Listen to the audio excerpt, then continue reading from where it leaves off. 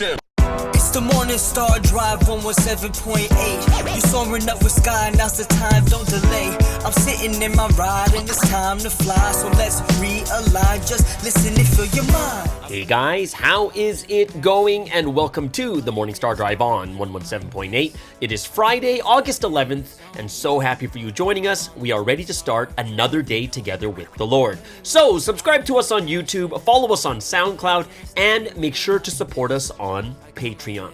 Today we have an exciting podcast for you. We have Until the End with Daniel Baker, the Wednesday message word study, and of course commentaries, updates, and news on what is happening around the world in this history today. All right, everyone, how are you doing? You must be happy because it's Friday and the weekend is upon us. Yes, the weekend is here. If you haven't yet, go ahead, leave a like and comment to build our community. Super happy for everyone joining us every weekday on the Morning Star Drive. So let's get up and support each other each and every day. This week's Sunday message title, Learn From Me Again, or Again Learn From Me, whichever way you want to put it. But yeah, we're coming to the end of the week. We're going to have a new message coming up this weekend too. I hope you guys have really put this week and last week's word to heart. We're getting a lot of the doctrine coming back in, and I really, really enjoy it, especially for someone who's just getting back into lecturing also. I'm getting back into lecturing, and I think, it's something I really, really enjoy, and I didn't realize how much I missed it until I started lecturing again. So, yeah, I think I'll be doing some more lecturing next week. Next week to a newcomer too. So yeah, it's a third week of the prayer condition is going to be finishing. So I really hope that everyone is praying well. 21 days will be done by, was it Monday or Tuesday? When did we start it again? Did we start this on a Monday? I think we did start on was it a Tuesday? I forget what day we started it on, but I think next week, either Monday or Tuesday, will be 21 days in. So I'm really happy with how the prayer condition is going for me and just a bunch of guys over here that are doing it together. So much to pray for, and we really need to pray for justice to be served, all right? So today, guys, I am super happy about today's podcast, and you guys are all going to be like interested. Why is Sky so excited about today's podcast? Because a good friend of mine, they left Provi for a while, but they recently came back. But they were actually part of like the Slander group. Like they were part of them. And then they came back and they just kind of shared with me what they were going, what happened, the things that they understand, and great conversation, getting into the minds of people who left. And, even he was telling me like why he lied about Sunseam sometimes too. And it's really, really interesting. I'm super thankful more than all the other things about this information that he's given. I'm just so happy that he's back in this history. So I'm going to talk about this after we talk about the poll first, but you guys are going to, it's really, really interesting just to hear what is happening on the other side. And this is someone who's been there and who's come back. So I think you guys are going to look forward to that one. Now, before we get into that conversation, let me just get into the poll. The poll question was, for long term, what's going to make the church grow the most? And it was either evangelism, better community, children, organizational system. There's a ton of stuff in there. And I'm not saying that only one of these is important. We're like, what would be the big thing, right? And I don't even have the answer for this. I'm just researching, trying to figure out what is going to make the churches grow the most. And they all play some type of role. But I was like, which one do you think is the most important? And we ended up, the final, well, it's not really the final poll numbers, but the poll numbers say that 65% say better community. And then in second is better organizational system at 18%, evangelism at 10%, and having children at 6%. So it's quite interesting. We had over 80 people that actually voted for this one too. So let me just tell you some of the information I got that kind of looks into all of these different aspects. Okay, so first I look at the Muslim population, like the Muslim religion, and from 2015 to 2016. So in that 40-year span, the Muslim population is projected to increase by 70%, which is more than double the growth of the world population during the same period, right? So Think about it. The world population is supposed to grow 32% in those 45 years, and the Muslim population is going to grow by 70%, right? And there are two major things that allows this the Muslim religion to grow. Number one is their median age is very young, right? So it's not really, really old, but it's very young, so it has a high future, and they have a high fertility rate, right? And this is relative to other religious groups. So they're having babies more than any other religious group, and this is why they are growing. They're going to be growing the fastest, and these are the two significant factors behind Islam's like population growth. So there's one thing that kind of talks about not just like evangelism and such. This is about like having children. And having a high fertility rate is going to allow the church to grow that much faster. And if you think about it, even when you look at the Protestant church has 55% of the people in the church are married. 55%, right? And if you have the more people you have married, the more people you have children, the more you're going to have. I think it seems like that's going to be the reason for the young median age, because you're going to have people in their 30s having children who are 0, right? Or 1 or 2 years old. And that median age is going to keep dropping as long as they have more and more children. So let's just say that if you're going to have one child, like say you have 2 children, that means you're just going to counter let's just pretend you have 2 adults that are 30 years old each, right? So that's 30 is the average of these two people, but they have 2 kids. And let's just say they're twins, just to make this an easier example. And let's just say the twins are 0. Okay, they're just born, which means the median age of that family is going to be 15, right? It's 0 to 30, it's going to be 15 years old.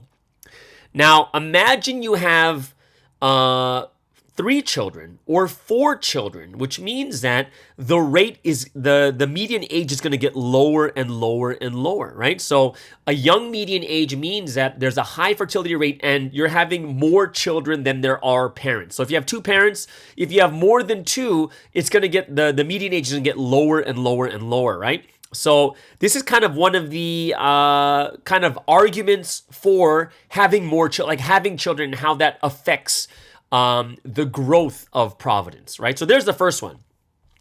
The second one that I was looking at is that Pentecostalism, right? Pentecostalism is one of the fastest growing churches in the Protestant Christian movement. Okay, so out of all the Protestant churches, Pentecostalism is growing the fastest. And they actually say that if you just take a look at that in itself, like Pentecostalism, and looking at how fast they are growing, they're actually the fastest growing religion in the world, right? And what's the primary reason? Interestingly, it is evangelism, right? So according to statistics, 35,000 people become Pentecostal or born again every day, okay? 35,000 people per day.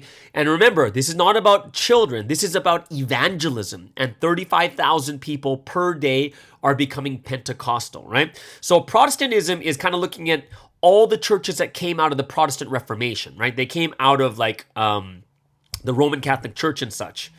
But the one thing that we're going to see is that the Pentecostalism is the fastest growing religion. It's one of the denominations in the Protestant church, and it's the fastest growing religion in the world. And it's all evangelism, 35,000 people per day. And I think that's quite amazing too, when you think about that. So I saw that, I was like, okay, that's quite amazing too. So this shows how evangelism is is a very, very big part of the growth there too. And last one, I was looking at the Catholic Church, right? And the Catholic Church is quite interesting also because in the Catholic Church, it says that the Catholic Church is now taking a different evangelistic approach, especially when it comes to churches in Asia, right? So the biggest thing that's making it grow in Asia is community. And this is clearly a new strategic development. It's not something like in the past they would throw money and they build houses, they do all these other different things. But now the Catholic Church is growing much faster in like Asian countries because they're very focused on community itself, right? It's not about putting your hands in and like putting all this money in, and it kind of like you give them education, then you have to listen to the gospel kind of thing. But no, it's more of it's more about making a good community inside of it too, right? So social evangelism is growing. Mass conversions, social evangelism and mass conversions are the two main things that are happening, and this is resulting in more mega churches in Asia, right? So social evangelism is what? Is like building a community, having, like what we do sometimes is you do it through sports, you do it through this, you do it through that, and you're able to evangelize through those types of means. And then you also have mass conversions, which results in mega churches. And we've seen mass conversions before when you go, like when I've been to a mega church, they'll have like 4 or 5 services a day, and each of the services are going to have 100 people giving their life to Christ in each of those services, which is like 300-400 people per week kind of thing. And that's just for one church, right? So they say that this is one of the biggest reasons why it's growing in countries in Asia. So we kind of look at this and we say, okay, so what is the statistics and stuff telling us is, well, is there going to be one more important than the other? Actually, probably not. And I would have to say that it would really depend on the situation of the church, what country it's in, and what is the environment in the community like, right? I think that all 4 of these, I picked these 4, evangelism, community, children, and organizational. I think all 4 of these are probably the most important for the church to grow. Like, think about it this way. If you don't have a good organizational system, you're not going to be organized and you're not going to be able to evangelize very well, right? So that means that most likely the Pentecostal church that's growing at 35,000 converts a day, they probably have a very, very good organizational system, right? And that's to evangelize.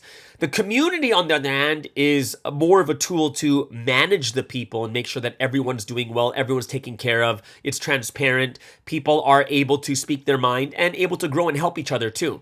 And having children is a result of you evangelize, and then you have the people that are staying inside the church because the community is very strong, and then they get married and then they have children, and then you're going to have this perpetual system running. Right? So all 4 of these are important. I do see community as, well, I see all of them as important. Like, you can't even get to the children. It's not like you can just have children. You're not going to get to the children unless people stay in the church for a long time, because they got to get married, right? So they grow in the church and then they get married in the church, then they have children in the church, right? Which means that you need a good community that's going to take care of all these people and make sure they stay in the church for a long time. But how do these people come into the church? Well, they won't come into the church unless they're evangelized. And they're not going to be evangelized in large numbers if there's not a good organizational system, right? So it's like all of these are kind of working towards each other, but all of these really, really have to be worked upon. And I hope it's something that I like the question, because it makes us think about all 4 of these things, trying to figure out what is most important. Are we going to grow because of children? And the answer is absolutely. But before we can even get to that point, we need a good community to take care of these people that come to Providence. They can stay long enough, and they can stay and be taken care of, that they can get married and have children. And in turn, the community will take care of the children too. But before we get to that point, we're like kind of at the first stage right now in Providence, where evangelism is the number one thing. We're kind of still as a new religious movement, and we're trying to gain converts all the time. So we need a good organizational system to make good evangelism, so that people can come in, where the community can take care of them, so that they stay, get married, have children, and then the cycle after we have enough families in Providence, what's going to happen is it's going to be a good cyclical growth, where we're going to be evangelizing and we're going to be having children that grow up and they're going to be raised inside the church, so they become part of the community too. Like, one good example I have of this is actually Hillsong Church. There was a movie that Hillsong made. I forget what it was called, but I went to go watch it in the theaters. It just shows you how the Hillsong Church actually grew. And they started with a church for youth. That's how it started. So all these young people were coming because the music was like rock and bands, and it was very, very like youthful, the church, right? And if you look at the church now in Sydney, it's a huge church with over 20,000 people. However, all those people that came at the very beginning, all those young people, they stayed, they got married, and they're having children. And now the median age of the church is much higher than it was before. Because before, it's all young people dancing and singing and praising. And as they came, what happens is they begin to grow up, they start having children, and you're going to see that the median age actually starts to rise a bit. And when you look at the church in Sydney right now, it's a very balanced church. And now it's like you're perpetuating a cycle of growth inside the church. And I think that's the place that we eventually want to be, right? Like right now, we're solely dependent upon evangelism because, we don't really have that many children yet. Maybe Korea has more children, obviously, but we've reached a point, well, we're still in the beginning stages in most Western countries where we almost rely, like probably 99% of our growth is evangelism.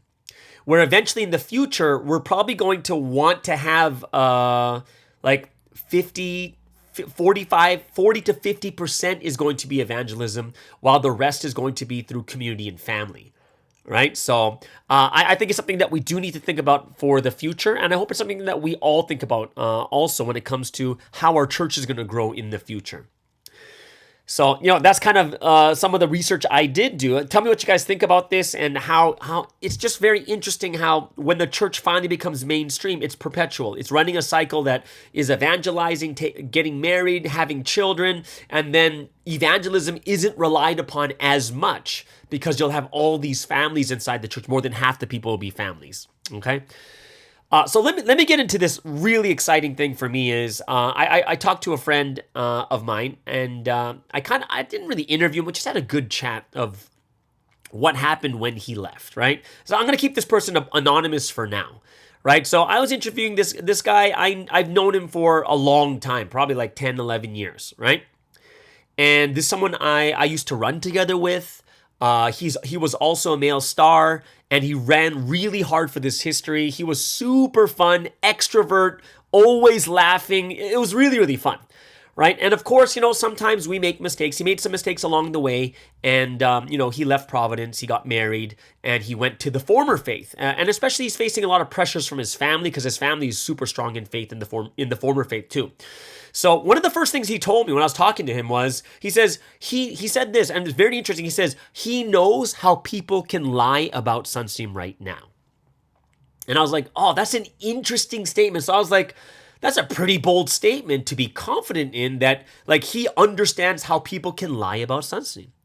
And I think this is very important for us because a lot of times we look at things basically like statistically. Statistically, people can make false allegations. Statistically, and we're talking more towards our faith and what we know about Sunstream and the things we can believe and not believe, whatever it is, right?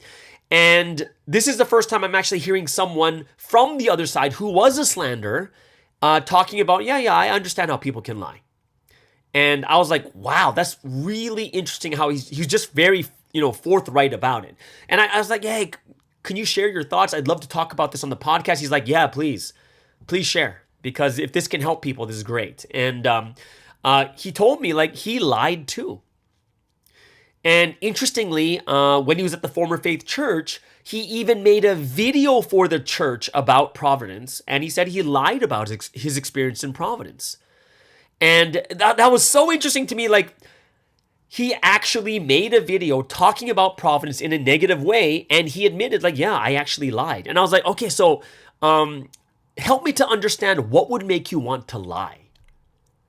And, we all know the psychology behind it, but it's really interesting to hear from someone who actually did it, right? To go that far to who has, he said he has nothing bad to say about Sunstream, but he had, he said it because he lied for several reasons. And he said there was two big factors that made him, that he felt that after, reflecting back on it, that made him lie about Providence and Sunstream. And the first thing he said was the environment. So he said the first factor that made him lie was the environment.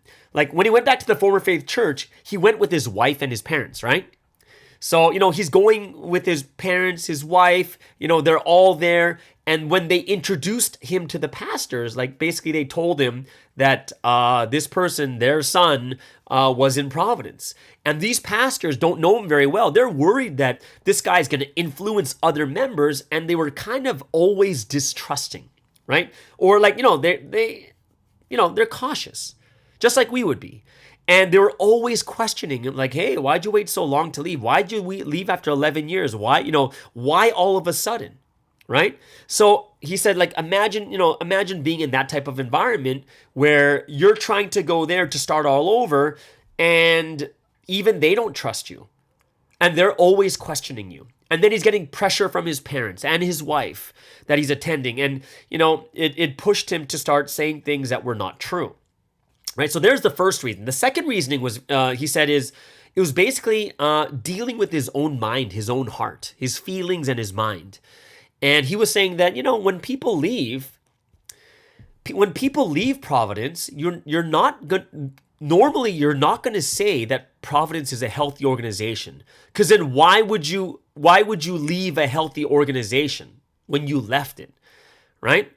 And like, even he said to me, he's like, think about this. If you leave, you're not going to testify that, oh, the place I left, healthy organization, helps young people understand why it's so important to keep clean before marriage. It emphasizes the importance of staying away from the opposite sex. Oh, it's a very healthy and great place, and this is why I left. He's like, yeah, people aren't going to talk good about it because they left.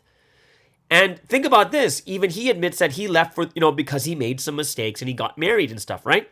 Right? Who wouldn't get married and then leave? Like, he left and then got married. But still, he's like, yeah, like, why would, he says in his case too, he's like, he had what you call like a self-defense mindset that made him go and play the victim, right? Instead of saying, I betrayed Sunstein, instead of saying that, he says, yeah, I played the victim. My mind automatically went into self-defense that made me play the victim instead of saying like the truth of, I betrayed Sunstein. I'm the one that made the mistake. And this is why he started to say things like, oh, Providence is weird. And then, like all these issues about the opposite sex. And then he put himself as a victim. It was really kind of refreshing, not refreshing. It was amazing and actually inspiring to hear him being that honest. And he says, it's like that victim mentality is like you came out of that, and everyone looks at Providence in his church obviously as a bad place. But you came from there. So then if you make yourself the victim, and it's not your fault. And it makes you feel like, it's not me. Oh, I was the one that was wronged. But in his heart, he said he knew that he was the wrong one that did wrong and left. Right? And what's more interesting is later on, he began to join the group where there was a lot of slandering and such. And he said the most interesting part of like our conversation, he said that it was him joining the slandering group that made him come back to his senses. And you're like, how does that happen? And he said the reason why it made him come to his senses because he saw the tactics and the strategies they used to keep slandering Sunstein in Providence. And I was like, all right. I was like, wow. So he says, yeah, it was so extreme and it was so bad that it kind of pricked his conscience to come back to Providence that he shouldn't be doing this. So he told me some of the examples, right? He didn't tell me a specific example, but he told me some examples. Like number one is they'll make an IG account and they'll like keep collecting stories from ex-members of how they were treated by Providence pastors. Okay, so there's number one. You just talk to all these ex-members. You'll have a group chat, whatever it is, collecting stories. Oh, this is how this Providence pastor treated me. This is how this Providence pastor treated me. And this is why Providence is such a bad place, right? So there's one of the strategies they used is constantly collecting stories about how they were treated by Providence pastors. And then the second one is he said that some of these people would keep asking him for information on members. Like, hey, tell me about this member. Tell me about this member. And they keep asking him more and more for more information. And what he found out is they wanted information so that they can make stories that are not true, but just using the information to make a story up against members inside Providence or saying, this is why Providence is bad. Oh, because of this. They'll try to take a few factual statements and then make it into a story. And he said it's like conspiracy theories. You take one or two facts and then they make it into a story. It's pure speculation. And he found that to be so unfair and something that he didn't want to be a part of, right? He said they kept asking him more info on these churches, more info on these pastors so that they can talk about them. And he realized that this was going way too far. And this is not something he signed up for.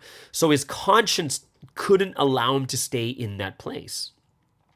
And he was also telling me, the funny thing is, he also told me, like, they were saying rumors about me. Like, I got another rumor for you. So remember, guys, already I am married to Kyla.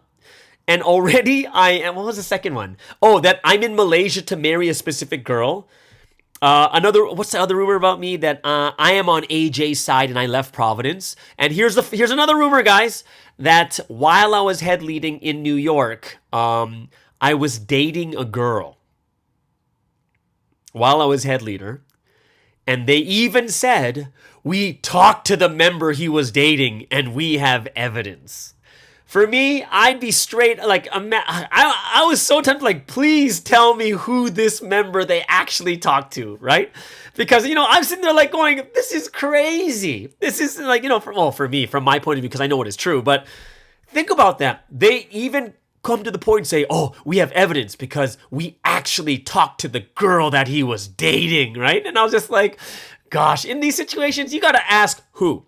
Who is it? Show me the evidence. I would like to see the evidence. But yeah, he was telling me, like, yeah, there's a rumor about you too. I was like, I'm over this. I got so many rumors against me, but yeah, I don't know. If you're out there, girlfriend that I don't know of yet, please let me know, because I've never had a girlfriend before. So just let me know. You might be you could be my first girlfriend. So yeah, if you're out there listening, please let me know, because I want to know who my girlfriend is, my first girlfriend. But here's the interesting thing. While we're talking about this, he's saying, like, oh, they had these tactics. But one of his bigger realizations was no one ever talked about Sunsim. They only talked about stories of, oh, this is how Providence pastors treated me, and, oh, this is what happened to me in Providence. It was all about interactions and stories with people inside the churches, but there was nothing to say about Sunsim. It was just digging around people inside Providence. And he realized, it's like, wow, it's just people with crooked thoughts. Because can you imagine this? Oh, this Providence pastor treated me bad, so that means Sunsim's guilty. I'm like, that doesn't connect, right? So we see that it doesn't even have anything to do with Sunsim's trial. It has nothing to do with the accusations against Sunsim. So they'll say all these things like, oh, look at this bad thing that happened to me in Providence, which means Sunsim is guilty. It's like, it doesn't compute. It doesn't connect. And he said that even the Slander team that he was in, they even met with Maple too. The one in the court, in the trial right now, they even met with her. They set up meetings with her also. And for me, which is quite interesting to see that she would be part of it, knowing that they're using these tactics and strategies of even making up conspiracy theories and such. Remember, guys, I'm not saying this as hearsay. I'm talking to the person who was in that group, right? So this is firsthand information. And another thing that I found quite shocking too was, remember I told you that he did a video for his church talking bad about Providence and stuff. He told me that while they were making the video, the former faith church, like the people on the video team, he lied about Sunsim and stuff like that too, and he played the victim. But he said one interesting thing that happened was that former faith church also requested to add and alter his testimony to make it sound more dramatic and more interesting so more people would watch. So I found that to be, incredibly disingenuous, that a church, they're making a video and, it would be genuine if they really, if they're like, oh, okay, so here is this Providence church. I think they're a cult. So let's make a video to make sure that no one goes there. And then when they finally have someone who's from that church, they're going to tell them to, oh, you know what? I think this sounds better, even though it's a lie. And he told me that the example of one of the things he had to alter in the video was, he said that he became a star, right? And originally he said that he made his own choice to be a star. But the video team requested him to say that Sunseem chose him to be a star. And he went along with it. But that was requested from the church, so it wasn't even true. So even when I look at this, it's not, people can be coming in with good intentions, but the moment you start to do things in a false or deceitful way, this is when you realize like, oh, wait, so it's not even about what is absolutely true, but they're just trying to make people scared or make it more dramatic or make it worse than it really is. Oh my gosh, he made him into someone who doesn't want to get married. And the answer is, how many people, like ask all the stars out there too, is how many people were forced? And the answer is, people cannot be forced to become a star. People can be influenced, right? Or people can fall into peer pressure like, oh my gosh, it looks like stars is like the best thing that you can be in Providence, so I want to be a star too. Or there could be misinformation or these types of things, but no one can force someone to be a star, right? I just found it really interesting to hear it from someone who is actually in that position, who actually, confesses, I did lie. And honestly, I played the victim because of the environment and the people around me and the pressure around me too. And my own heart that was like, he said, that's what happens. You leave, but you can't say anything good about it because that means you're wrong and not Providence. But he realized it in the end. And, this person's coming back and everything else. And I found that to be a very genuine and honest conversation. And I really, really hope that things work out well. And it's true. Like, think about this. If this person used to be a slander and they come back, that's going to be the same story as Paul. And remember when Paul was chosen by Jesus to be an apostle? How many people actually trusted Paul? And the answer is, in the beginning, no one trusted Paul, right? In the beginning, everyone's like, wait. This is a guy who comes to kill Christians, and you're saying this guy is, this guy Paul has come back and now he's on our side? Ooh, I can't trust. He could be a double spy or something along that line. And that's true. In the beginning, there is going to be doubt, and you can't help it, right? You reap what you sow. So if you did slander, then people are going to see that, and they're going to think to themselves, uh-oh, is this really real or not? And the answer is, I don't know either. But I do see the risks that this person is taking, because now they have to go back against their parents, against their wife, right? Which is huge. So even for me, I'm just like going, man, this is not a normal risk, right? It's not a normal risk a person's going to take. And that's why when I and it's someone I'm pretty close to too, and I thought it was a very interesting testimony. But it's interesting how you get to see inside of what is actually happening over there when you see behind the scenes.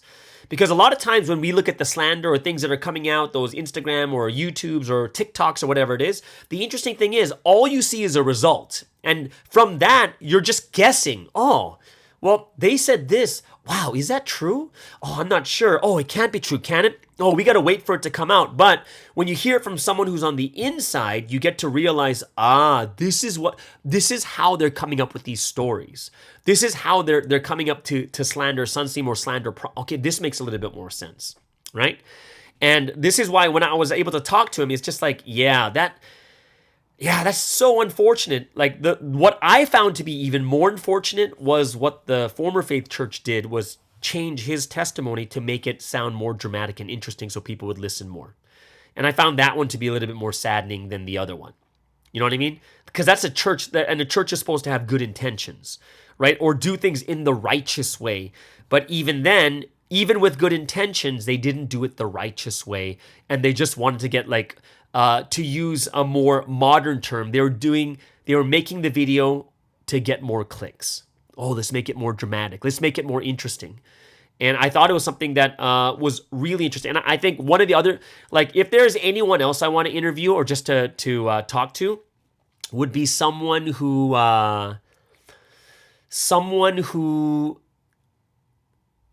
from Korea who was on AJ's side, and, went into the church, everything else, found, was able to hear all the ins and outs, and then comes back to Providence.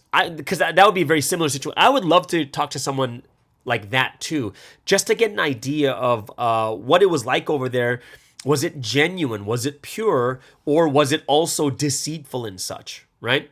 So for me, I am very, very grateful and thankful that God does inspire and move people in this way. So it's something that I do think that, yeah, it's quite an interesting thing that we can all think about. And I love it.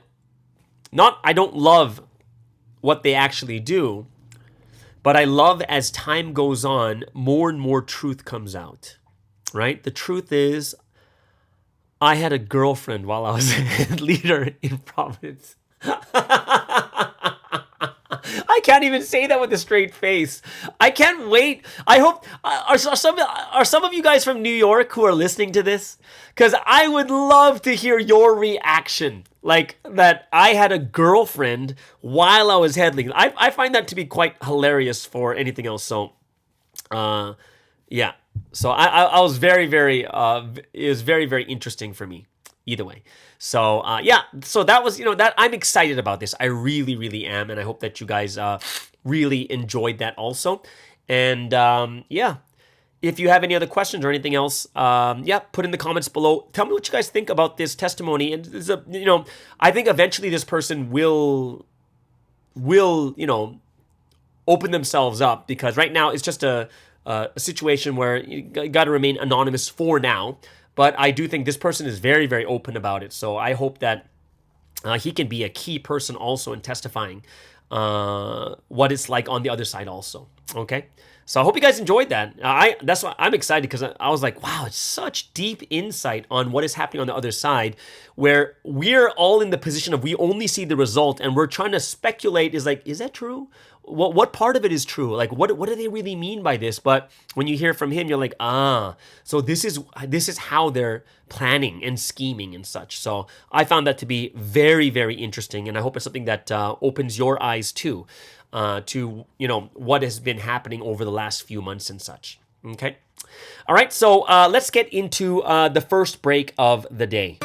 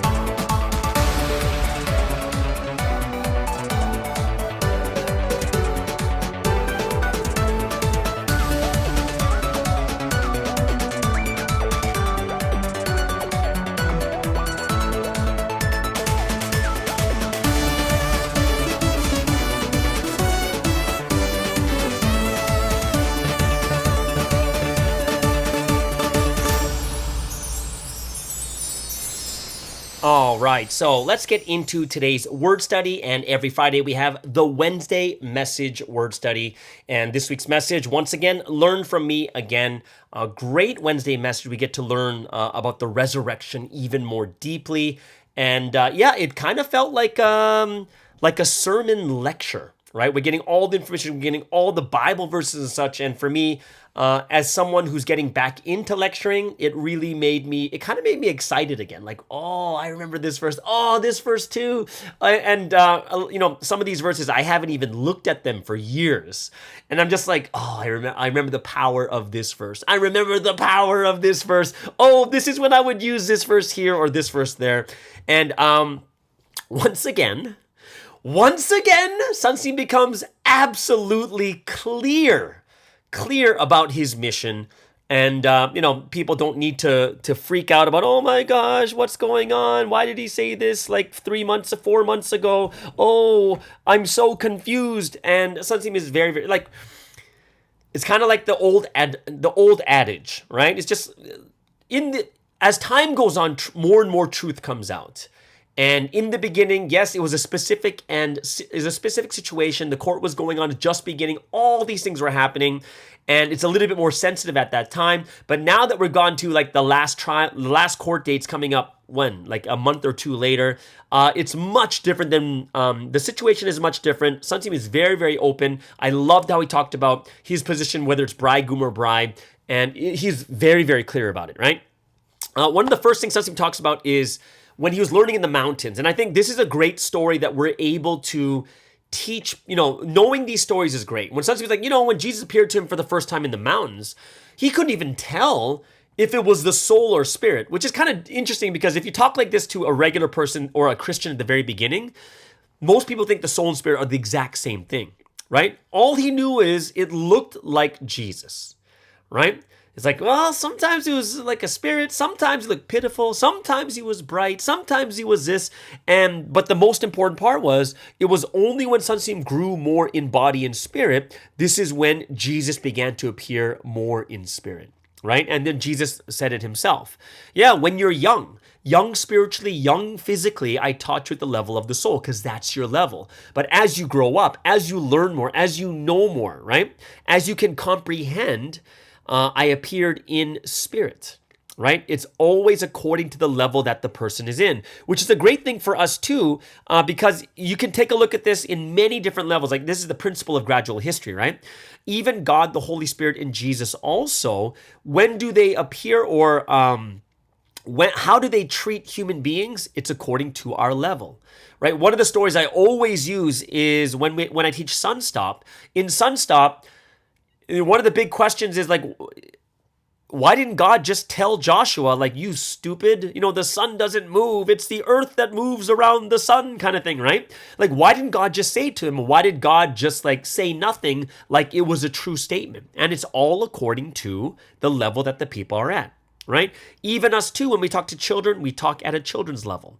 And when we talk to a PhD student, we talk at a PhD level. Like, even when it comes to sports, I have this one friend over here in Vancouver, loves baseball. He knows all the stats, right? So it's very interesting because some people that I don't talk to, like some people that are not into sports, it's very vague. Like, oh, who's your favorite player? This, and this, right? Oh, what do you think about this? But when you talk to people who are really into it, man, does it go deep or what? Right? They'll go into percentages. They'll go into the OPS, not just the batting average, the OPS, the WAR, like, there's so many different stats in baseball. It's crazy how many stats there are, but it's according to the level. If someone's at that level, they will speak to them at that level too, right? If you have a child who's like 4 years old, and when you want to teach them about having babies, you don't really talk about like the penis and the vagina. You don't talk about that. Why? Because they're 4 years old. It makes no sense to them. But if someone who's like 25, 30 years old, have their own kids, you're not going to be like, well, this baby I found them under a bridge. And the person will look at you like, are you crazy? Like, do you think I'm stupid, kind of thing, right?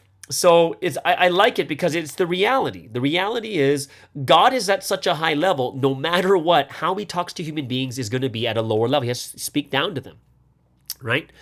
And then after this, it goes into one of the greatest, one of the core principles is resurrection and rapture, right? And this is one of the greatest secrets of this time period. And I love the story of how, Sunsee's trying to figure out, well, is it really the body? Because if it's the body, then I got to prepare for the body. And in the past, there's other stories, like say during the clouds lesson, when Sunsea was expecting Jesus to come in body, there was like, he lives in a very mountainous area. And one of the mountains, that I think it's the front mountain, where, it's right in front of Sunseem's house. And sometimes he would see a cloud rest upon this mountain. And he's like, oh my gosh, I better prepare that place because if Jesus comes in the clouds, what if he's on that cloud and he steps off the cloud and comes back onto the earth right there? So what he would do is he would go to the top of the mountain and he would clean and sweep it so that it would be clean. So when Jesus came back, he has a clean place to step on, right? So here he was. Yeah, he actually prepared for Jesus to come physically. And he even said, the funny story is, Sunseem said even one time he went up to go check and he saw footprints. And he's like, what? And he's like, Jesus is here. And he follows and runs, following those footsteps. And eventually he runs into a farmer. And it was actually the farmer's footprints. It wasn't Jesus, right? So, he was someone that literally put the words into action. Like when you ask people if Jesus comes in body or spirit, they'll say body. But how many people are actually preparing that way? Like Sunseem did. He's actually preparing a place for Jesus to land. He's preparing so that the place is clean. He actually puts it into action. And, he came from that time period, from the former faith where everyone was believing the body's coming back, right? So, this is why this is one of those resurrections. So it's such a huge secret because if you know this, you will be able to meet the Lord properly. Right? And, basically Jesus is like, hey, you really want to know if it's the spirit or the body that comes back? Then in order to know this clearly about resurrection, you need to know the entire Bible. And that's why Sunseem's reading the Bible 2,000 times, right? And all the verses he gets to is all about the spirit and not the body. Right? John 5:24, right? Whoever hears and listens to the word from the one that sent me will cross. If you believe and listen to me, then you'll cross over from death to life. It wasn't about literal physical resurrection, but it's about listening to the words of your spirit coming back to life. Hebrews 9:27, right? The body dies and then faces judgment, right? 1 Corinthians 15:50, flesh and blood cannot inherit the kingdom of heaven. Why would the physical body go into heaven? The body can't go. 1 Peter chapter 3, verse 18 through 20, right? The spirits went into prison. So how can Jesus go to the spiritual world if he's in the body? He can't. He has to go in the spirit. So Jesus resurrected in spirit. And the more and more he looked at the Bible, the more and more he's able to see the different verses, the more he realizes that it was a forceful way to interpret the Bible, right? It was forcing it in that was physical when all these verses are talking about spiritual things, right? Where at Acts chapter 1, verses 9 through 11, it was the ascension of Jesus' spirit, not the body. And when Sunseem was able to clearly realize and understand this, that it wasn't a physical resurrection, right? This is when Jesus was able to confirm it. So I like this mode of teaching where it's like, all these things are there. The next thing that has to happen is this person must realize on their own. And once they realize, Jesus comes in and then he's able to confirm it for them, right? He's able to confirm it for them, right? So if we don't really know about the spirit, then we're not going to ever know about resurrection, right? 2,000 years has passed. How many times have anyone seen Jesus' body? 0, right? If the body appeared, if it was the actual body, then why, when Jesus resurrected, why didn't he stay on the earth? Why didn't he show himself to the Pharisees and Sadducees and prove to them, look, I'm really the Messiah. Can you follow me now? But they couldn't. Why? Because he was spirit, right? Great video when it comes to, the story we all know about Jesus giving him the last brush, right? He had 2 brushes left and the last one he gave to Sunseem, which is obviously symbolism of the words of the time period. And yeah, it was just a great lesson going over resurrection, and I hope, it feels to me like Sunseem's trying to reiterate, hey, guess what, guys? Remember, Jesus comes back in spirit, and guess what? His spirit is working through me, right? So he's kind of emphasizing this every week. He can't come back in the body, so he comes back in spirit. He's back. That's one of the greatest secrets is Jesus is back. He's back. And he taught me, and I became one with Jesus, right? And, when I look at this, that second point when it comes to the role of Sunsim, like this was the one that was like, once again, this is it, right? Like we're getting the answers that we've always wanted. It hasn't changed. There's no need to freak out about these things. He's saying the exact same thing. It's in the exact same way that happened in 2008 when he said in court the exact same, like, no, that's not I'm not the Messiah, right? It's the exact same thing. There's nothing new under the sun. And that's why for me, being from that time and being from the time before, it wasn't anything new that I was freaking out, right? It's been 45 years since this has happened, and you can look at all the different times in the past that these things have happened too, right? It's, Sunsim is preaching the words that Jesus has come back to preach, right? And when you look at Jesus as the bridegroom, yes, every single human being on the earth is the bride. So in front of God, Sunsim is a bride, just like one of us. Right? That's true. And this is not anything new either. Sunsim's taught like this before also. When he says that, think about it. You can be, to your parents, you're the son or daughter. To your children, you're the parent. To your brother's kids, you're the uncle or aunt. To your uncle, you're the nephew or niece. We all have different roles depending on each of the situations, right? So when Sunsim is preaching right now, remember, one of the key points is, even though he's a bride, so Sunsim is the bride to Jesus, right? So Jesus is the bridegroom, Sunsim is the bride. Boom, we got that. Cool, we're a bride just like them. Just like Sunsim, we're a bride. But then he says, well, if you have the bridegroom and the bride, the two become one flesh, right? That's Matthew chapter 19, verse 5, right? This is the only time in the Bible where God talks about two separate beings becoming one, right? So the body becomes one flesh and one person with Jesus, right? So Sunsim becomes one with Jesus. So why? Because they're in the position of bridegroom and bride. So bridegroom and bride can become one flesh. So now you have to look at them as one entity. Right? So inside this entity, there is two people, which is bridegroom and bride. However, they are now one entity. They have become one flesh. They are working together, right? As one body, which means that if he becomes one with the bridegroom, then when we look at him, he is one with Jesus, who is the bridegroom, which puts him in the place as the bridegroom himself, right? He is the bridegroom to us because we see him as one with Jesus.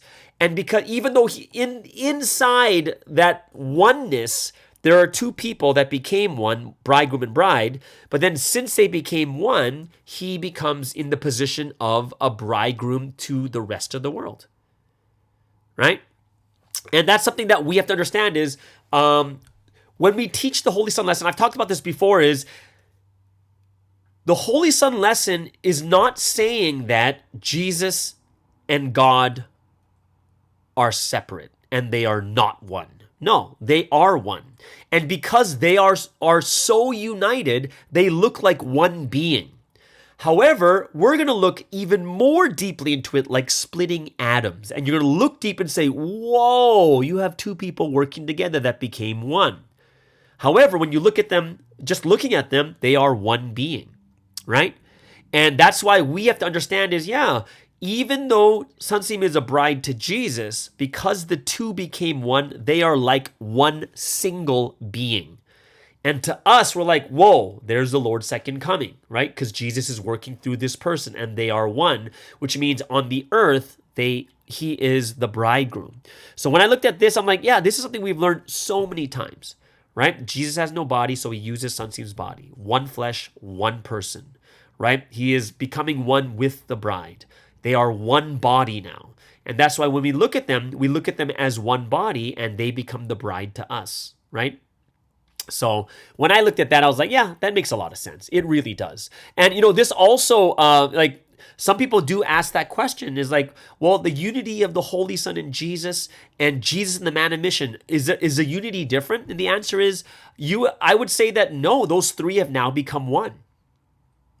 Because if the Holy Son and Jesus become one flesh, why? Because of love, right? They became one flesh, Jesus and the Holy Son. So wherever Jesus is, the Holy Son is. Why? Because they are one. So you have to look at them as literally one body. So now Jesus and the Holy Son are one body, and that's why Jesus becomes the bridegroom. Jesus himself is a human being, but since he became one with the Holy Son, he comes back as the bridegroom, because wherever Jesus is, the Holy Son is. Now, Jesus comes and finds the man of mission. And Jesus is spirit now, the Holy Son is spirit, and they are one together, and they are going to unite with the man of mission. Which means that if you look at them from the outside, it's just one being. All you see is Sunsim. However, when you start to split atoms, you're going to see that you're most likely going to see, like if I were to use an atom as an example, you're going to see the protons and the neutrons is Jesus and the Holy Son, and the electron is Sunsim,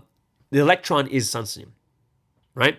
That has the charge that allows it to combine with other atoms, which means that's the evangelism kind of thing, right? So when you look at an atom from far away, it's just one thing. But when you look very, very closely, very detailed into it, you're going to see all three of them, right? So the unity is the same between like Holy Son and Jesus, is the same unity between Jesus and the man of mission. But Jesus has become one with the Holy Son, so the man of mission becoming one with Jesus is the same of the man of mission becoming one with the Holy Son. Why? Because now they're a package. They come together. And now they become a package again, meaning the three, like another trinity of Holy Son, Jesus, and the man of mission, right? So it's very, very interesting, right? So I looked at that and I was like, the way that it's explained, it's done in such a deep way, right? And someone gave me this question is, how does the Holy Son use Jesus' body as his body? Is the Holy Son inspired? Does the Holy Son inspire Jesus to speak, or he directly uses his body to speak? And the answer is yes and yes, right? So the way that Sunsim explained it is like being the CEO, being the owner and CEO of a company.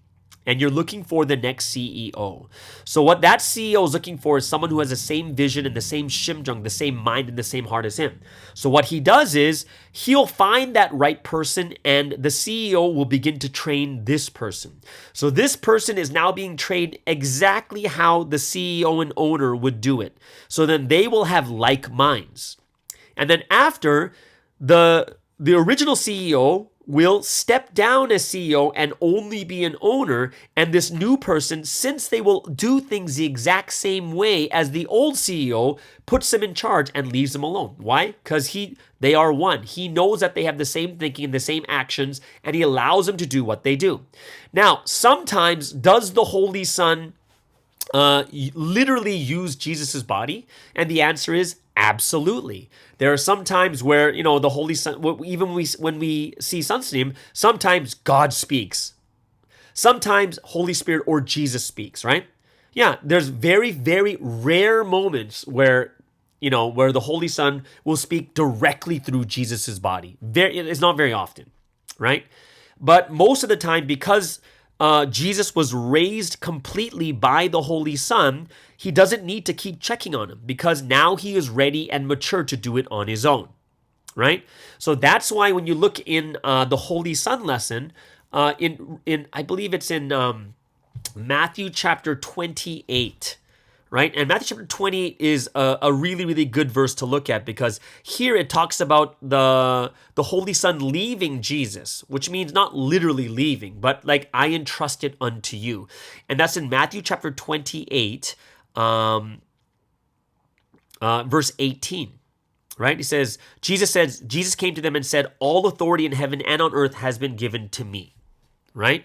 So that was the moment where Sunsi was talking about is like, yeah, it means you're ready. The Holy Son knows that Jesus is ready with the same heart and the same mindset, and the Holy Son goes back up to heaven, right? Holy Son goes back up to heaven, but trust Jesus because he knows exactly what the Holy Son wants, right? So that's when authority was given to Jesus, like the bunche, the branch entity. And in the same way too, when Jesus comes back, he raises Sunsim the exact same way to have the same heart, the same mentality, same mindset, speak only the words that he wants to speak. And then what happened at the time of the rapture? Jesus goes back up into heaven and takes the people to rapture into heaven, right? Which means that just like that CEO trained and raised that person properly, deeply, and then this person is now trusted, and all authority in heaven and earth has been given to him, right? So this is how it works, and it's very rare that like God, like we've seen it with Sunsteam too. With Sunsteam also, sometimes God speaks in this very loud and powerful voice, right? Very rare though. It's not very often that you get, that the voice speaks directly. So it's very rare that it's a direct voice. And we will, Sunsteam or Jesus will get inspiration. But a lot of the time, because they've been trained and made so well with the same Shimjung and same heart, Jesus doesn't really have to worry about it. Yeah, I understand. You know my heart. You know my Shimjung, and I give this all the authority unto you again. So that's kind of how it works there too, because someone was asking that question to me also. All right. So there it is, guys. That is today's word study. Hope you really enjoyed that. Loved going into the resurrection lesson for the Wednesday message, and hope you guys enjoyed it too. Okay. So let's get into the second break of the day.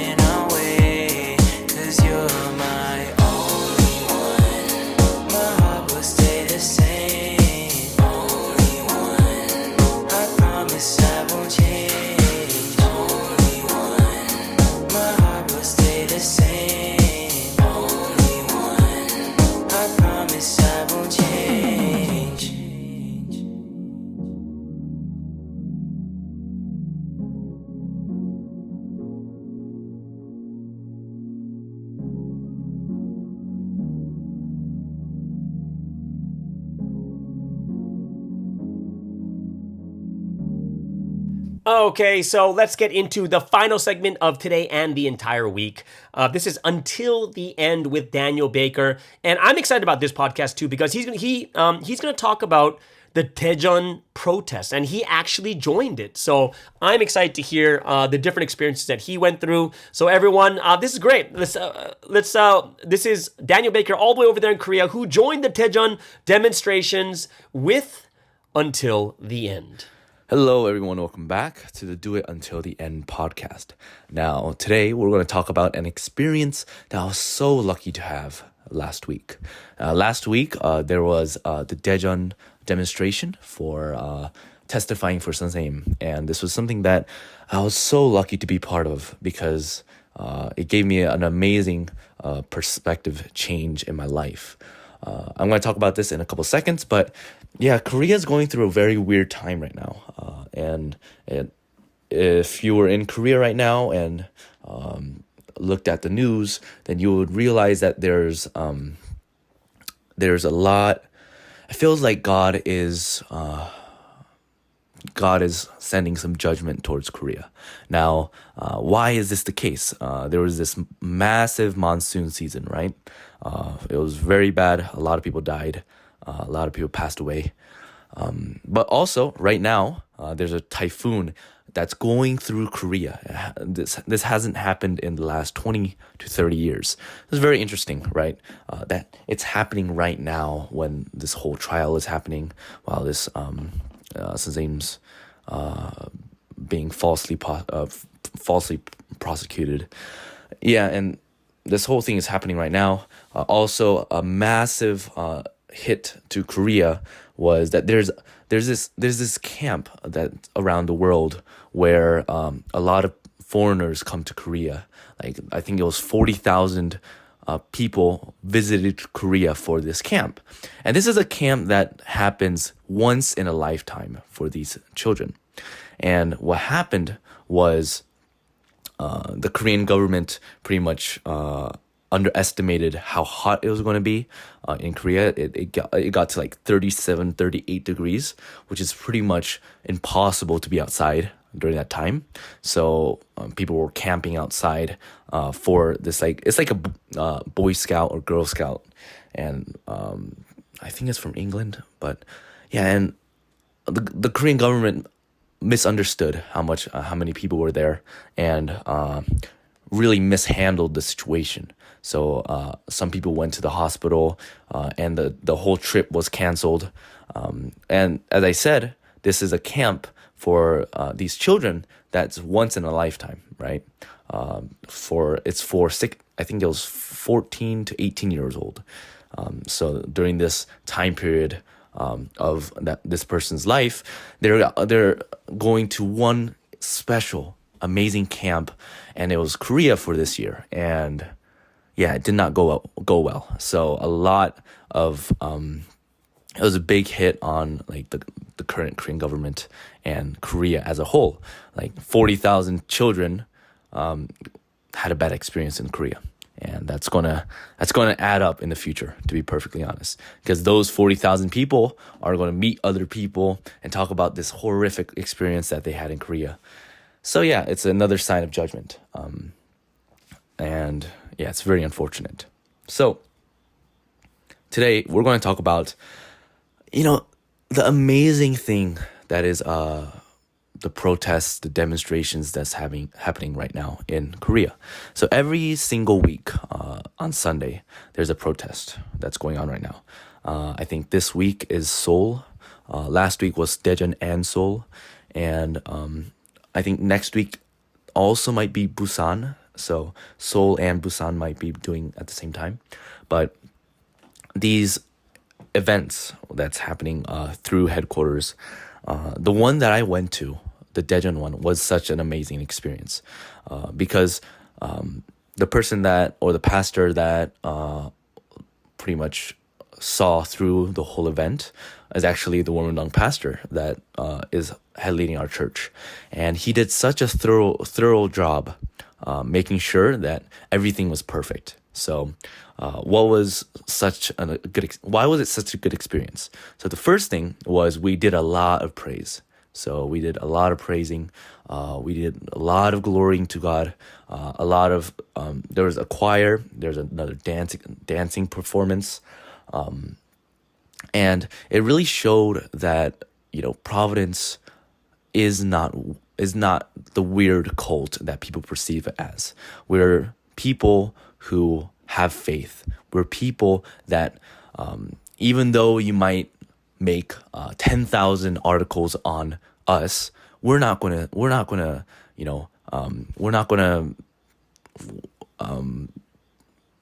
have any difficulties. We're gonna show ourselves to the world and what kind of people we are, and that's what happened. So we did a lot of praising. We did a lot of shouting, telling the government to make sure that this case is not rigged, doesn't have any issues, because there's some clear major issues with this case, of course. So and the amazing thing was the testimonies. So the first testimony, which was very, very deep, it was a second generation. I know him personally. He was 29 years old, and the testimony he gave, telling the world about the second generation, how we are proud, the second generation are proud to be in Providence, and how the fake news and the government really made a dent in our mental health, or how our relationships in school, it really hurt us, right? And it's unfortunate because even over in the Warrendown Church, I do see some SS struggling in school because of that, because people know that they're in Provi, and they make that a way to bully this kid. And it's such a mess that could go into the future, right? Yeah, and that was amazing. Another testimony was a mother talking about raising children in Providence, and how this is not a world or a country that she wants to raise their children in. Because, to be perfectly honest, a country that promotes violence, that promotes bullying of one religious group, is very detrimental for the country, and it could be directed to any minority within a country. And it was very, very deep, and I had a lot of 심정 about testifying about Sanseim, because we know the real Sanseim, right? So one of the biggest things that I realized from this demonstration was, we know the real Sanseim, right? And without telling other people, or without showing other people, we can't, or they won't know, right? They'll only have this controlled belief about who Sanseim is. However, if we talk about it, if we testify about who Sanseim is, the miracles, the amount of people he healed, the amount of people who got evangelized and believed in Jesus through Sanseim. By telling this, we're not just standing still and hoping that this whole tribulation will end. It's not that. It's rising up and telling people and testifying through ourselves, right? This is why I'm doing this podcast, right? This is a mental health and self-improvement podcast. Why do we need to do self-improvement? Why do we need to improve ourselves in a rate that is so high that when other people see us, they're like, wow, this person just changed instantly. Within 6 months, this guy changed. Why am I advocating for this? I'm advocating for this because we are the testimony towards God, right? Our life, how we speak, how we dress, how we show up to friends, to other people, how we do our hair. our spirituality, all of this we need to build because it is a testimony to other people. People look at us and say, wow, this person was taught by Sensei, and this is why Sensei is a good person, right? Through us, people see Sensei, right? And the very interesting thing, and the reason why, a lot of people are saying, yeah, look at those Providence people. Look at those people, right? They're not even protesting. They're not even saying anything, right? That means that they're admitting it, right? That's why a lot of people cannot change their thoughts, because we just stood still. Yeah, and this is going to change. We're going to protest. We're going to make sure that this whole situation goes well.